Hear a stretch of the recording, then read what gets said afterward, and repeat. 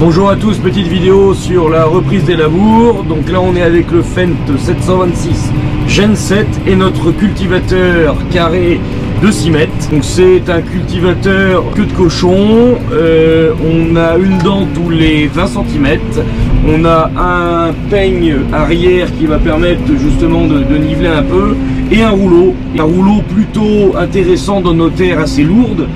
Ça va permettre justement de pas trop botter, voilà, il va pas trop coller. On a pu le voir d'ailleurs dans les bas de rivière où j'ai fait des reprises, et je n'ai jamais botté le rouleau, donc c'est plutôt bon signe et gage d'une performance de ce rouleau. Alors pourquoi pas reprendre en direct avec l'herse rotative, parce que dans nos terres plutôt argileuses et plutôt lourdes et humides, on a fait par endroits des lèches un petit peu dures que la herse rotative aurait du mal à avaler. Donc on préfère repasser un coup de dent entre le labour et la herse rotative dans ces terrains là, ce qui va nous permettre d'avaler les mottes et de les casser et de faire une terre plus fine et donc un meilleur lit de semences. Alors je sais que vous posez quelques questions, mais pourquoi vend-il autant de matériel aujourd'hui?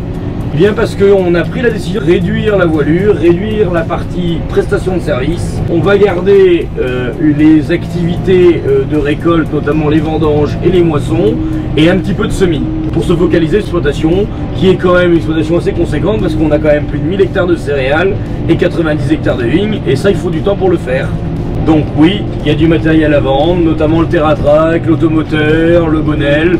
Alors l'automoteur c'est plus un essai, on ne sait pas trop ce qu'on veut faire, pas trop si on passe sur un pulvé Twin pour mieux utiliser nos tracteurs qu'on a, on ne sait pas trop. Pour le moment l'automoteur il continue à travailler, et ensuite par contre oui, le TerraTrak et le Bonnel sont bien à vendre. Donc le Bonnel est remplacé par le cultivateur qui est derrière, et normalement le TerraTrak sera remplacé par un troisième 870. On est en étude, on y regarde, on reste prudent vu la conjoncture, mais l'objectif est de réduire les surfaces. Ça c'est la première chose qui a été faite. La deuxième chose, on réduit le parc matériel en conséquence de la surface qui nous reste à faire. Vous avez l'explication, donc maintenant vous savez tout.